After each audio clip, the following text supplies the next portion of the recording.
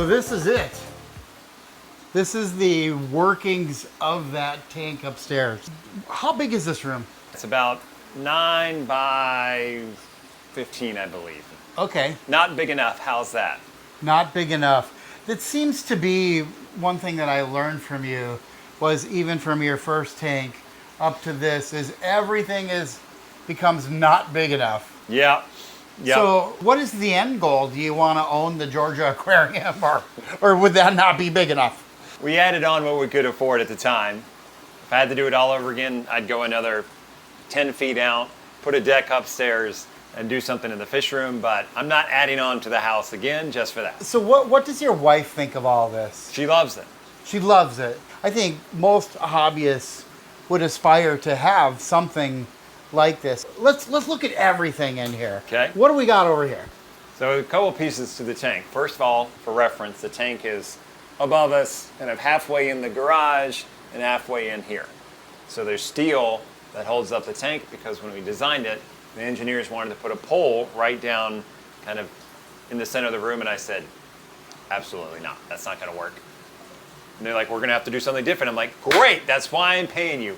Figure it out. I don't want a pole in here or in the garage.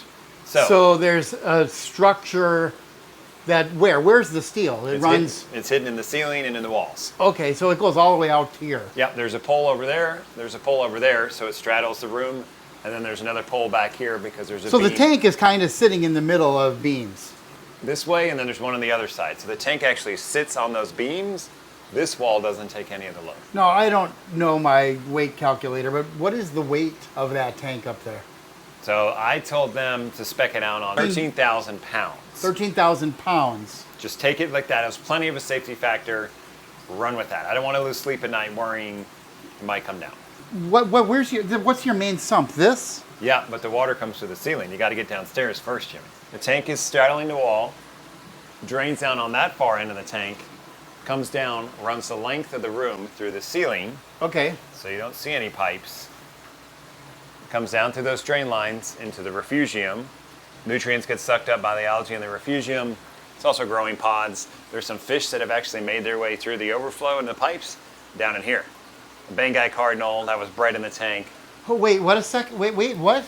Yeah. The fish are getting in the pipes? The pipes that are in the ceiling that you can't get to? The little fish. How do you even know they're in there? Because you can see them in here.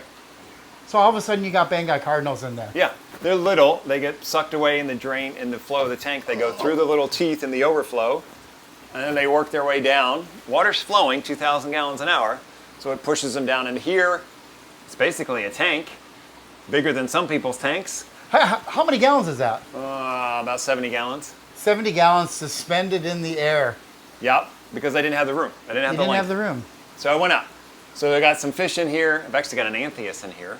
He survived. Surprise, he survived. I need to get in here and get him out. So you get up there and look in there at the ladder? Yeah. Now so refugium, I don't have a refugium, so I don't know a lot about it. Yeah. But I see there's lights up there.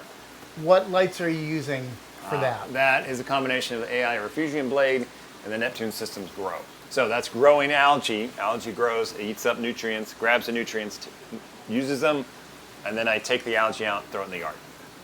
And that's why it looks all purple and brown and... It's not meant to look pretty. It's there to be functional. A lot of people are like, why is it up there? Like, because when I clean it, you just go like this. You go, grab, throw it away. I'm not like fragging something and not fine-tuning. It's gross motor skills. Does it ever get smelly? No. It drains into the sump, roller mat, UV. So I've got 350 watts of UV on this thing. What? And then gets pumped back upstairs to the heater. What do you keep your tank at? Tank stays, in the winter it stays about 76 to 78. 76 to 78. And how are you heating it? With a heater. Well, yeah, of course a heater. But are you just dropping it? I don't see any Seche scuba heaters like I have. So how do you heat this large of a tank? 1.5 kilowatt inline heater. Where is it? Up on the wall. Up on the wall. That's not what most of us have. I don't have a skimmer that big, but it looks like my skimmer. Yep. Just like a jumbo-sized version. When I designed this, we're going to have an external skimmer. So it was going to sit on this pedestal so I could put the calcium reactor and such underneath there. I went back to what I liked, which was an internal skimmer, because I didn't find any external that I liked. So to have an internal skimmer, I wasn't going to put in a new sump because then I would lose my space underneath. So you just basically make a tank for the skimmer. What I want to know, you've got kalkwasser, Yep. and tell me about the dosing of that. How is that happening?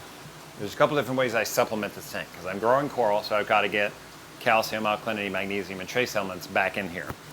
So how do I do that? One is kalkwasser. I pump RODI water through it at a known rate, at putting 20,000 milliliters a day through this thing. Everything is measured. I don't do it via gravity. I don't do it through the auto top off because I want to know exactly how much so I can ramp it up or ramp it down. That's one piece of it. All right. The calcium reactor, which is underneath the skimmer sump, Okay, I see it there. right? That provides primary alkalinity, calcium, magnesium trace supplementation.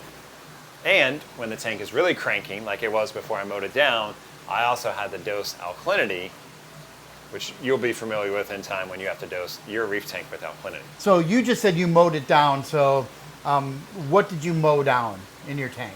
Nearly everything in the tank got hacked. A lot of the big SPS, the slimers, other tables, I cut that down. I took out the pectinia, took out some hammer corals. I just gave the thing a trim, kind of started over per se.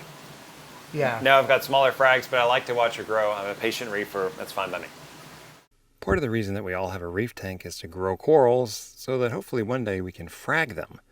Well, that requires a frag tank, which I have as well. So this is the frag tank, which is completely separate than the system. It is not tied into my main system at all.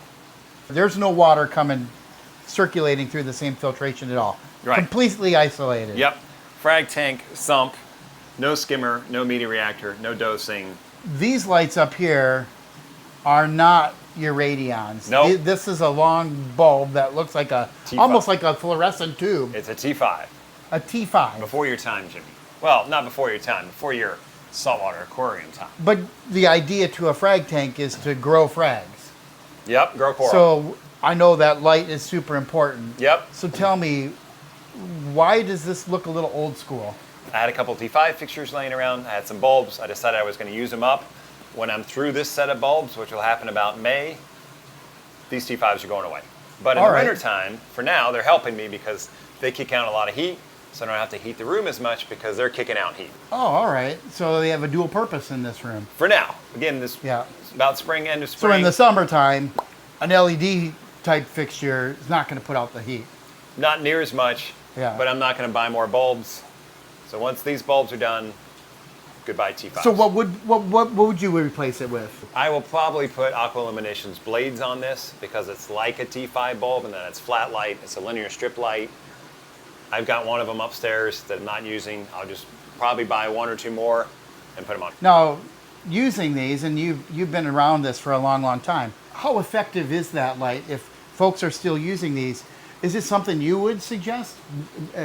Am I wrong in saying this isn't modern, or is it? Are these still modern? I mean, people use them. A lot of the old school guys like them. I'm building frag tanks into client systems. We're putting Aqua Illumination blades over them. We're not using T5s. You could. It's not like it won't work. It's clearly working here. Is there a big cost difference? Well, replacing the bulbs adds up. And the other thing that's annoying about shipping bulbs this long is they tend to always break. Even though we pack them careful at Saltwater, it took me 3 shipments to get one that didn't have at least one bulb broken. Oh, yeah, that's frustrating. I mean, you come in and it's barely been it's like someone hit a tree and like wrapped the box around the tree. It just happens. Yeah, so certainly something to consider.